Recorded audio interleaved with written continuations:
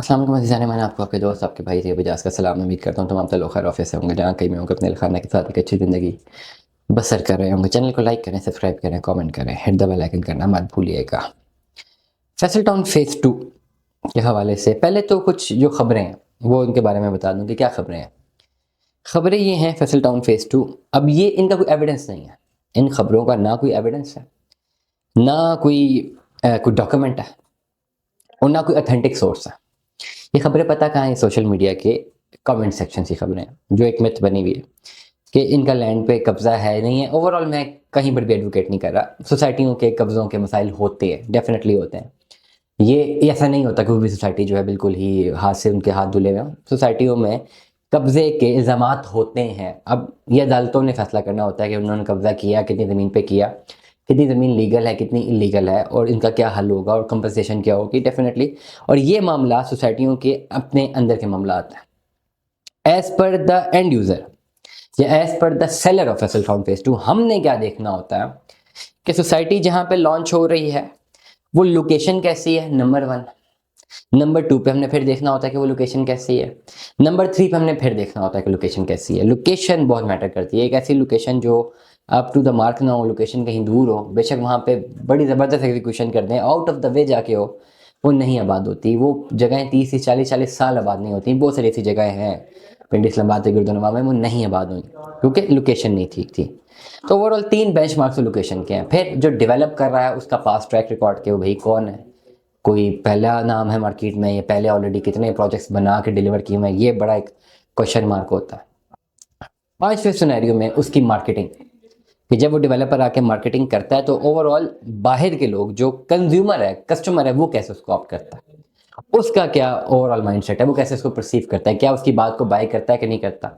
Number 6 पे फिर delivery, वो तो फिर बाद में होना शुरू हो जाती है जब आपकी कंस्ट्रक्शन और डिलीवरी। अब ये 2-3 एस्पेक्ट्स, एनओसी, डिलीवरी और ओवरऑल कंस्ट्रक्शन, ये अगले 5 स्टेप्स हैं जो कि बाद में होते हैं। इनिशियली 5 स्टेप्स में ये चीज़ें देखी जाती हैं क्योंकि बिल्कुल शुरू में तो एनओसी कहीं किसी भी प्रोजेक्ट का नॉर्मली नहीं होता, पहले तो एलओपीज होते हैं। अब फैसल टाउन फेज़ 2 की बात करते हैं, लोकेशन की बात करते हैं, तो लोकेशन मोटरवे M2 के ऊपर, कुछ लोकेशन रिंग रोड से कनेक्टेड थलियाँ इंटरचेंज के ऊपर। अभी लोकेशन बहुत आइडियल है। अब ये लोकेशन कैसे रेप्लिकेट होती है? लोकेशन मोटरवे M1 की तरफ में, जो फैसल टाउन फेज़ 1 उस वक्त बना था जब बहुत सारे लोग कहते होंगे जी माइनस में है, ये नहीं बिकेगा, ये वो। आज फैसल टाउन फेज़ 1 उनके सामने है।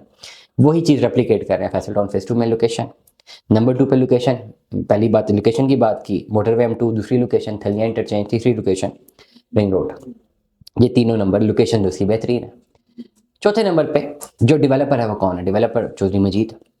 चौधरी मजीद क्या कोई पहला प्रोजेक्ट डिलीवर कर रहे हैं? क्या पहली दफ़ा मार्केट में आए? नहीं। कब आए मार्केट में? सालों पहले। कितने प्रोजेक्ट्स डिलीवर कर दिए? 4 से 5। सबसे बड़ा प्रोजेक्ट कौन सा है? 2 ऐसे प्रोजेक्ट्स हैं, फैसल टाउन फेज़ 1 और B17 मल्टी गार्डन्स। उसके बाद वाला कौन सा? फैसल हिल, ये डिलीवर वाला प्रोजेक्ट है। फिर FMC फैसल मार्गला सिटी, उसके बाद अब ये फैसल टाउन फेज़ 2। अब ये जब प्रोजेक्ट जैसे ही लॉन्च हुआ तो इस प्रोजेक्ट की मार्केट इतनी थी, 5वां इंपॉर्टेंट इम्पैक्ट, कि भाई लोगों ने कैसे बाय किया, परसीव कैसे किया इस प्रोजेक्ट को। इतना सा ही से परसीव किया कि जब एक टाइम पे 2022 अक्टूबर में मुल्क की रियल एस्टेट इकोनॉमी बिल्कुल यूं डिक्लाइन की तरफ चली गई थी। अप्रैल 2022 तक ये बिल्कुल पीक पे थी, मार्च अप्रैल मई जून तक, और ये एकदम से नीचे डिक्लाइन आना शुरू हुआ आहिस्ता आहिस्ता आहिस्ता। थोड़े जाए ना हिस्ट्री में, थोड़ा रखा करें, पास्ट को याद रखा करें।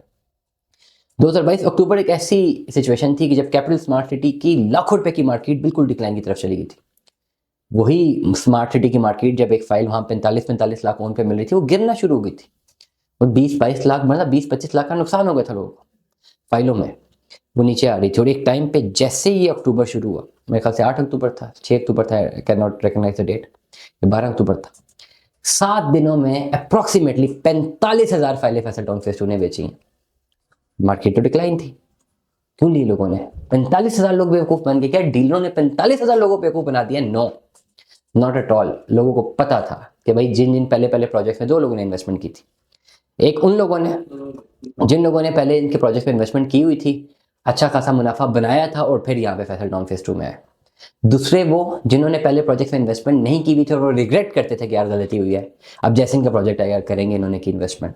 तो इसलिए 7 दिनों में 45,000 बुकिंग सेल हुई। अब करंट सिनेरियो क्या है? मुख्तलिफ लोग जी इस पे इन्होंने कब्जा किया हुआ है, ये किया वो किया हुआ। मैं कभी भी ये नहीं कह सकता कि नहीं किया होगा या किया होगा, ये मामला इदारों के हैं, अदालतों के हैं। अगर कोई FIR हैं, कोई सामने हैं, हमें तो आज व्हाट्सएप पे किसी ने नहीं भेजी, अगर हैं भी तो उनको इदारों ने देखना है, और ये फैसल टाउन फेज 2 की मैनेजमेंट ने देखना है कि जिनकी ज़मीनों पर कब्जा है या नहीं है, और जिन लोगों की ज़मीन वो है जो लोग क्लेम कर रहे हैं, उनका मामला है। हमारा मामला क्या है कि हमने देखना है कि फैसल टाउन फेज 2 में फाइलें अगर हमने ली है तो वहाँ पे डेवलपमेंट क्या कर रहे हैं, वो डेवलपमेंट कब करेंगे, बैलेटिंग उन्होंने कब की है, मार्केट सिनेरियो क्या है, वो डिलीवरी हमें प्लॉटों की कब देंगे, उनके अपने जितने मामला हैं उन्होंने खुद देखने उन लोगों के साथ।